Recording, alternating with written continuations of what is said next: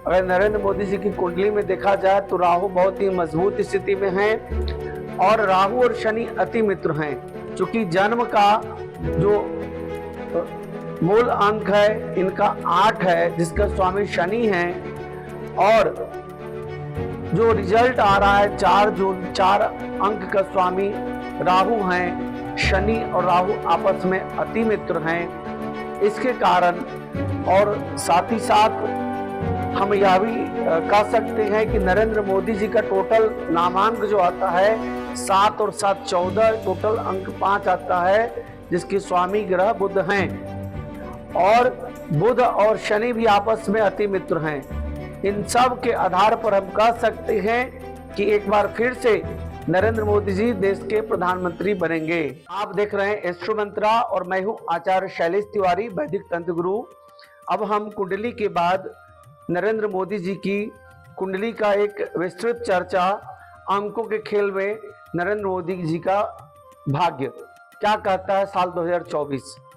मित्रों, हम देखते हैं नरेंद्र मोदी जी का जो जन्म का तिथि है 17 सितंबर 1950 है, और इसका टोटल योग अगर हम करते हैं तो 5 योग आता है। शनि इनके मूल अंक के स्वामी हैं। और अब हम बात करते हैं 17 का योग 8 आता है, जिसके स्वामी शनि देव हैं। सितंबर का योग 9 आता है, जिसके स्वामी मंगल हैं। 1950 का टोटल अंक 6 आता है, जिसके स्वामी शुक्र हैं। अगर हम पूरा कैलकुलेशन करते हैं तो 8 और 6 14, टोटल योग अंक 5 आता है, जिसके स्वामी बुध हैं।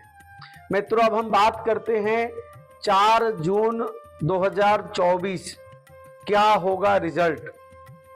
तो 4 और 6 10, 1 हो गया, और 2024 4 2 6 2 8, 8 और 1 9, टोटल योग 9 आ गया।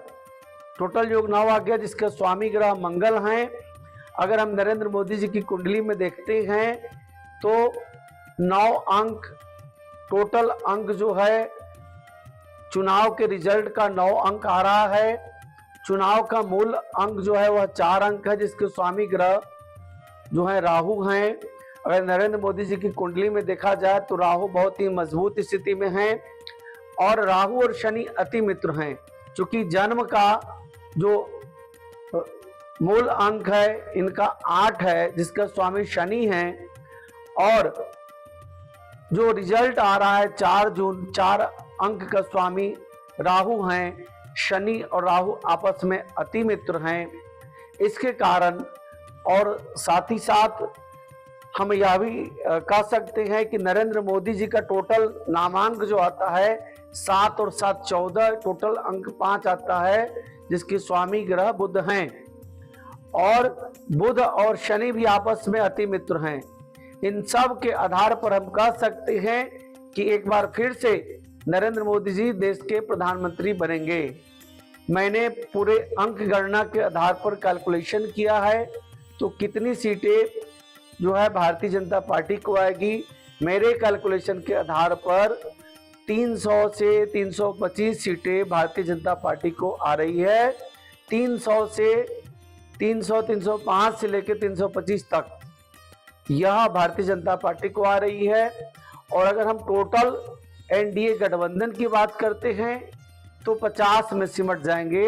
यानी मेरे कैलकुलेशन के आधार पर 375 के करीब एनडीए 375, और जो इंडिया अलायंस है या प्रमुख विपक्षी हैं उनका 160 से लेकर 180 के बीच, यही कैलकुलेशन, यही सीट का संख्या आ रहा है। अगर हम बात करें दिल्ली की, तो दिल्ली में भारतीय जनता पार्टी को टोटल 6 सीटें आ रही है। 1 सीट जो है वह अदर्स को, इंडिया अलायंस को दिख रहा है। मेरे कैलकुलेशन, जो अंक ज्योतिष का कैलकुलेशन है उसके आधार पर।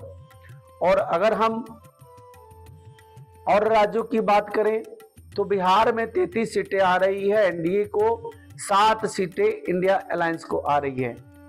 अगर हम महाराष्ट्र की बात करें तो 48 सीटों में 42 सीटें एनडीए को यानी भारतीय जनता पार्टी अलायंस को आ रही है। उसी प्रकार अगर हम बात करें राजस्थान में अंक ज्योतिष के आधार पर तो 25 में 24 सीटें आ रही है। ठीक उसी प्रकार अगर हम बात करते हैं मध्य प्रदेश में तो 29 की 29 में 28 सीटें आ रही है। छिंदवाड़ा सीट जो है वह इंडिया अलायंस के पास जा रही है। अगर ठीक उसी प्रकार हम बात करते हैं छत्तीसगढ़ की तो 11 में 11 सीटें छत्तीसगढ़ में आ रही है। अगर हम बात करते हैं झारखंड में तो 13 में 12 सीटें आ रही है। ठीक उसी प्रकार हम पश्चिम बंगाल में देखते हैं 30 से 35 के करीब सीटें इस बार एनडीए लेकर के आ रही है। इस प्रकार अगर हम पूरा कैलकुलेशन करते हैं पूरे भारत वर्ष का तो भारतीय जनता पार्टी 305 से 325 के बीच और एनडीए 355 से 380 के बीच, यही मेरा अंक ज्योतिष का कैलकुलेशन है। यानी हम फिर से कह सकते हैं तीसरी बार नरेंद्र मोदी जी एक बार फिर से भारत के प्रधानमंत्री होंगे और अपने कार्यकाल को पूरा करेंगे। हरे कृष्णा।